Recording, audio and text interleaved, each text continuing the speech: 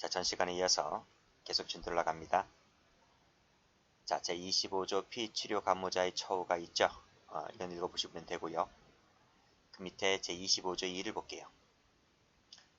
자, 처우 나왔는데 1항을 보시게 되면 피치료 간모 청구인, 피치료 간모자 각각의 어떤 사람들인지는 제가 전 시간에 설명을 드린 바가 있습니다. 구분 수용이 원칙이에요. 일단 끊고요. 근데 다음 사유가 있을 때에는 같은 간호시설에 수용할 수가 있다고 되어 있네요. 1번, 2번을 묶어볼게요. 치료 간호시설이 부족한 경우, 증거인멸 방지하기 위해서 필요한 경우, 그 외에 특별한 사정이 있을 때 이 세 가지 같은 경우에는 같은 간호시설에 수용할 수가 있다. 자, 그 1항 단서에 따라서 같은 간호시설에 수용한다 할지라도 역시 분리 수용해야 됩니다. 분리. 됐고요. 그 다음 나머지는 보시고요. 자, 그 밑에 25조의 3을 볼게요. 치료간호시설의 장은 피치료 간호자, 피치료 간호 청구인 등이 다음 각호에 해당하지 아니하면, 자, 즉 1, 2, 3이 해당하지 아니하면 그 피치료 간호자에 대해서 격리, 묶는 등의 신체적 제한을 할 수가 없다 그랬습니다. 없다. 일단 끊고. 그러면 보세요. 자, 다음 각호에 해당하지 아니하면 그랬잖아요. 그쵸? 신체적 제한을 할 수가 없는데, 그러면 1번, 2번, 3번 같은 경우에는 뭐라고요? 이때는 신체적 제한을 가할 수가 있다는 것입니다. 어떤 건지 볼게요. 자, 자신이나 다른 사람의 위험에 이르게 할 가능성이 높고 그 신체적 제한 외에는 별다른 방법이 없을 때. 두 번째, 중대한 범법행위 및 규율 위반행위가 있을 때. 세 번째, 수용질서를 문란케 하는 중대한 사유가 있을 때. 그때는 뭐한다? 신체적 제한을 가할 수가 있다. 그래서 격리시킨다든지 묶는다든지 할 수가 있다는 것입니다. 자, 그랬을 때에도 피치료 간호자를 신체를 묶는 등 직접적으로 제한한 경우는 일로에 한정될 뿐이다. 이것까지 봐두시면 되겠네요. 자, 이런 것은 승진문용이지 일반 채용에서는 좀 나오기 좀 힘들어요. 어쨌든 좀 봐두시고. 자, 다음 페이지 가보시게 되면 제 26절을 볼게요. 자, 면에 나와 있네요. 자, 수용 질서 유지나 치료를 위해서 필요한 경우 외에는, 자, 면회라든지 편지, 수신 발신이라든지 통화라든지 이런 것을 보장해야만 된다. 그럼 보세요. 그러면 수용 질서나 유지 치료를 위해서는 이런 것이 제한될 수 있다는 거죠. 그거 외에는 했기 때문에, 그렇죠? 이거 외에는, 그러니까 수용 질서 유지나 치료를 위해서 필요한 경우에는 이런 것들도 제한할 수가 있다. 이렇게 해석하시면 됩니다. 그래서 밑에 봐두시고요. 자, TV 시청 나왔네요. 자, 피치료 간호자 등의 TV 시청, 라디오 청취, 신문 도서 열람, 이것은 일과 시간이나 취침 시간 등을 제외하고서는 자유롭게 보장된다 그랬네요. 그러니까 무슨 말이에요? TV, 라디오 청취, 신문 도서 열람은 일과 시간이나 취침 시간 는 보지 말란 얘기지, 그치? 그러니까 이때는 보지 말란 얘기잖아요. 요것을 제외하고는 마음껏 보장된다 했기 때문에 일할 땐 일하고요. 잠잘 땐 잠자라는 거죠. 그런 얘기입니다. 자, 그 다음 28조. 치료 간호시설에서 치료가 곤란한 질병에 걸렸을 때는 외부 의료기관에서 치료를 받게 할 수가 있고요. 자, 29조 별표치입니다. 근로에 종사하는 피치료 간호자에 대해서는 근로보상금을 지급하여야 한다. 이렇게 되어 있네요. 위에다 한번 적어볼까요? 뭐하고 비교하셔야 되냐면 형집행법하고 비교하셔야 돼요. 형집행법에서는 작업장려금을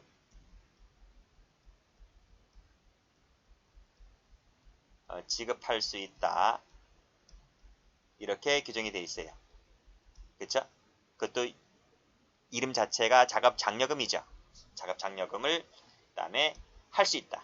이렇게 이렇게 재량상으로 해놓고 있는데 이 치료감호법에 가보면 근로보상금을 지급하여야 한다 이렇게 되어 있습니다. 그래서 출제가 된다면 요것이 나올 수가 있겠죠. 이 부분이 조심하시고, 기출문제를 가보시게 되면 이렇게 쓰면 틀리죠.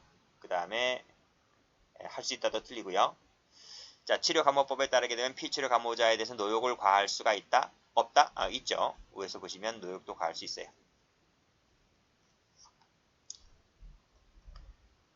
30조 처우 개선에 청원할 수 있네요. 처우 개선에 대해서는 청원할 수 있다 는 조항이 있고, 그 다음 밑에 보시면 운영 실태 등의 점검 나와 있죠. 이것도 한번 체크 한번 해보세요. 출제는 아직 안 되었는데 체크 한번 해보시라고요. 자, 교정시설의 운영 실태라든지 처우 상태를 점검해야만 한다 하고 있는데 연 2회입니다. 연 2회 동그라미 쳐보시고 색깔 칠하세요.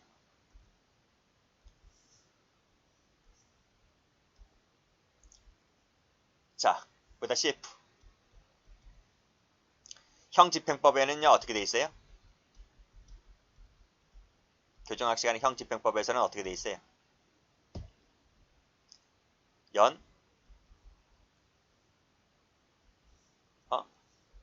매년 1회 이상 이렇게 돼 있어요. 요거랑 비교하시면 돼요. 그래서 법무부 장관은 매년 1회 이상 순회 점검하거나 아니면 소속 공무원으로 하여금 순회 점검하게 하여야 한다 이렇게 돼 있었죠. 그렇죠? 교정학 시간에. 그래서 일반 교도소나 구치소 같은 경우는 연 1회 이상이지만 이 치료 감호소 같은 경우에는 연 2회 이상이다. 횟수가 한 번 더 많아요. 조심하시고, 아직 출제가 안 되었지만 출제가 낼 수 있습니다. 다음 페이지 보호관찰 볼게요. 자, 보호관찰에서 32조에다가 별표 쳐보시고, 자, 피치료 감호자가 다음 하나에 해당하면 보호관찰 법률에 따른 보호관찰이 시작된다. 어떨 때? 치료 감호가 가종료 되었을 때. 가종료라고 하는 것은 그 가석방하고 같은 거예요. 가석방. 그 다음 치료감호시설 외에서 치료받도록 법정대리인 등에게 위탁되었을 때. 그 다음 3번을 보시면 치료감호기간이 만료되었을 때. 만료, 위탁, 그 다음에 가종료. 그때 뭐가 된다고요? 보호관찰이 시작된다. 이 세 가지 묶어보세요. 보호관찰 기간 몇 년? 3년입니다. 3년 동그라미 치시고 색깔 칠하세요. 이렇게 하면 틀려요. 3년 이하다? 아니요. 3년 이하가 아니고 3년. 자, 보호관찰을 받기 시작한 자가 다음 각호에 해당하는 때에는 보호관찰이 종료됩니다. 종료. 1항은 시작이죠? 1항은 시작이고 3항은 종료. 자, 1, 2, 3을 묶어보시고 언제? 기간이 끝났을 때. 당연하지. 그 다음 2호에서 묶어보시고 3호에서 묶어보세요. 보호관찰 기간이 끝나기 전이라 할지라도 치료감호 종료 결정이 있을 때. 그 다음 다시 치료감호 집행을 받게 되어서 재수용되었을 때. 그쵸? 재수용되었을 때 역시 마찬가지로 종료됩니다. 기출문제 한번 가볼까요? 기출문제. 치료감호 종료 결정이 있으면 기간이 남아있다 하더라도 관찰이 종료되는 거죠. 계속이 아니라 틀렸네. 그리고 3년입니다. 2년 아니고. 그리고 가종료되었을 때는 필요하다고 인정되는 경우에 한해서 설명할 수 있다? 아닙니다. 이렇게 되는 게 아니라 그냥 시작되는 거예요. 바로. 자, 됐네요. 자, 사항을 볼게요. 보호관찰 중에 새로운 범죄로 인해서 금고 이상의 집행을 받게 됐을 때는 종료가 되지 않는다. 자, 됐죠? 다음 페이지. 자, 준수사항 나와 있어요. 준수사항은 출제가 아직 안 되었는데 그냥 참고로 좀 받으시기 바랍니다. 그래서 요 피보호관찰자는 보호관찰 등에 관한 법률 제32조 제2항에 따른 준수사항을 성실히 이행하여야 한다 돼 있잖아요. 이것은 우리 교재 218페이지를 가보시면 나와 있기 때문에 읽어보시고요. 그리고 밑에 보시면 1항에 따른 준수사항 이외에도 특별 준수사항을 부과하고 있다는 것입니다. 됐어요? 그래서 밑에 1번부터 9번까지를 묶어보시고 특별 준수사항을 읽어보시기 바랍니다. 자, 밑에 3항 같은 경우에는 치료감호심의위원회는 자, 준수사항을 위반했을 때에는 하거나 사장 변경이 있을 때에는 직권 또는 신청에 따라서 추가 변경 삭제에 관해서 심사 결정할 수 있다. 이렇게 되어 있네요. 서명고지고요. 그 다음에 준수사항을 위반하거나 위험할 사항이 있다고 인정할 때에는 그쵸? 위험성이 있다고 인정할 때에는 이행 촉구하고요. 그 다음에 취소하는 등 불리한 처분을 가할 수 있음을 경고할 수가 있다. 참고로 받으시면 될 것 같아요. 전부 다 신설된 조문이네요.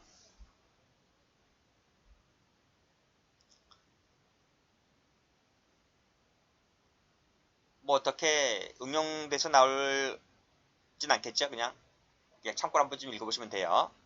이렇게 뭐 신청이 있고 뭐 직권으로도 할 수 있는 것인데 그냥 참고로 받으시고 됐습니다. 뭐 나올 만한 건 딱히 없네요. 자, 다음 페이지. 자, 준수사항을 위반한 피보호 관찰자를 구인할 수 있어요. 구인할 수가 있다. 이때 끊고 이때에는 보호관찰 등에 관한 법률 제39조와 40조를 준용한다 그랬는데 이 39조가 보호관찰 등에 관한 법률은 바로 뒤에 나옵니다. 39조라고 하는 것은 구인을 말하고요. 그 다음에 40조는 긴급 구인을 말하게 되는데 그 찾아보게 되면 다 나와 있습니다. 일단 이렇게 필기만 해두세요. 여러분들 교재에는 페이지 221페이지 찾아보시면 나와 있어요. 그럼 나머지는 됐고 그 다음에 뭐 48시간, 24시간 나와 있는데 이런 거 됐습니다. 그 다음 35절 가보시게 되면 자, 보호가 관찰 기간이 끝나게 되면 치료 감호가 끝난다는 조문 나와 있고요. 여기 한번 출제가 된 적이 있고요. 나머지는 됐습니다. 자, 다음 페이지 가보시게 되면 치료 감호 심의위원회 나와 있죠. 요 별표. 자, 치료감호 심의위원회는 교정학 공부를 하신 분들은 교정학 시간에 각종 위원회 나와 있죠. 각종 위원회 중에서 이 치료감호 심의위원회가 바로 여기서 나옵니다. 어디에 둡니까?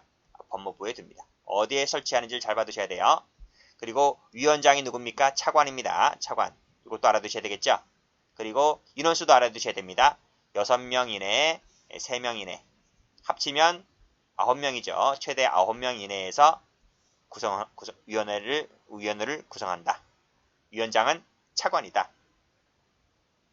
어디에 둔다? 법무부에 둔다. 그리고 보니까 여기 뭐 이것도 나와 있네. 심사결정기관입니다. 심사결정. 치료감호심의위원회가. 자, 밑에 5인 이상 9인 이하가 아니죠? 그쵸? 여기 아니다. 9인 이하로 돼 있죠? 9인 이하로 돼 있지 5인 이상 이런 건 하는 없어요.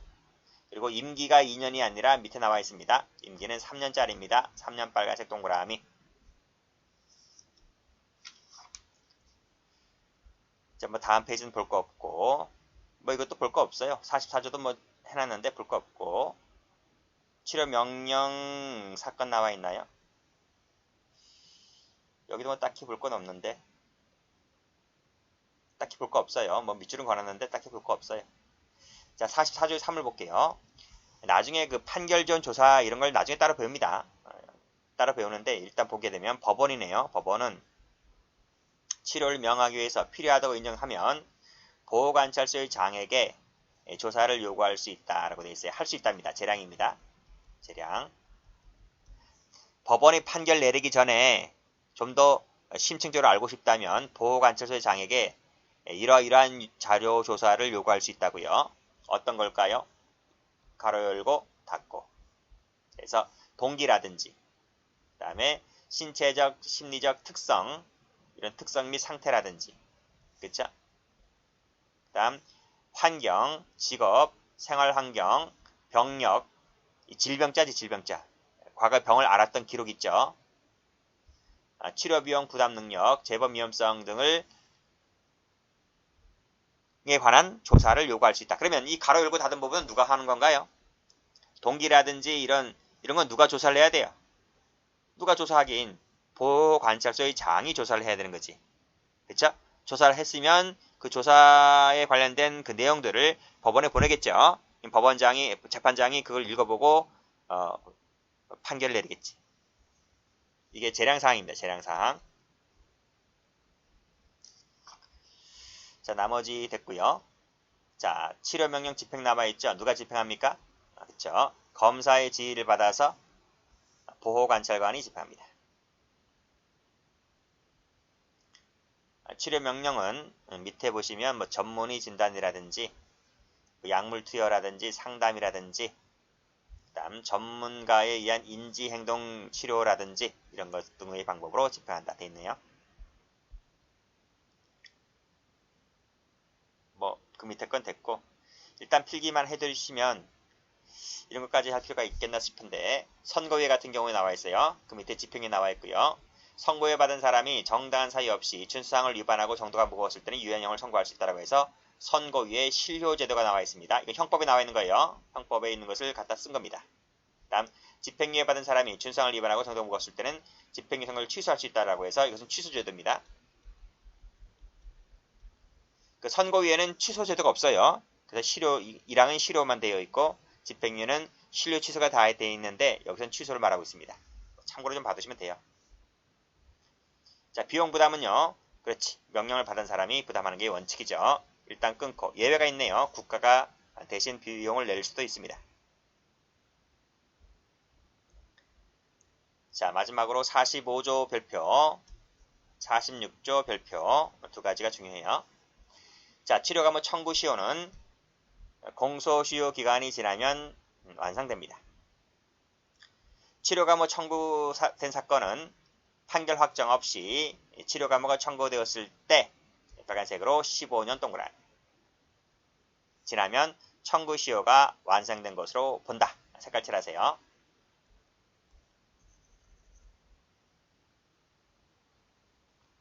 자, 그 다음 감호시효. 그쵸? 1호가 이거 외워야 된다니까. 1호가 뭐고 3호가 뭔지 제가 굳이 말씀 안 드려도 되겠죠?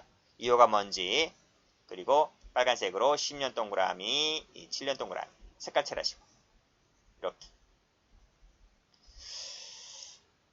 그 조문 한번 보세요. 조문 16조 보세요. 16조 190페이지 거기 1호 3호는 15년이었죠. 2호는 2년이었고 그거랑 비교하셔야 돼요. 여기는 10년이고 7년이다. 10년이고 7년이다. 됐죠? 자, 나머지 됐고 그 다음에 48조 실효 나와 있죠? 실효. 우리 저 앞에서 실효 봤어요. 그쵸? 뭐 7년이 지나고 밑에 10년이 지나고 그쵸? 신청에 따라서 재판의 실효를 선고할 수 있다. 이게 재판상 실효네요.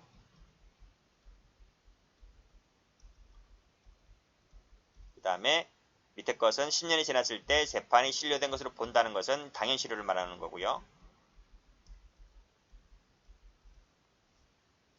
기간 계산은 실효 감호가 집행된 날로부터 셉니다. 그 다음 뭐 기부금품 접수 나와 있고 나머지 됐네요. 여기까지 하겠습니다.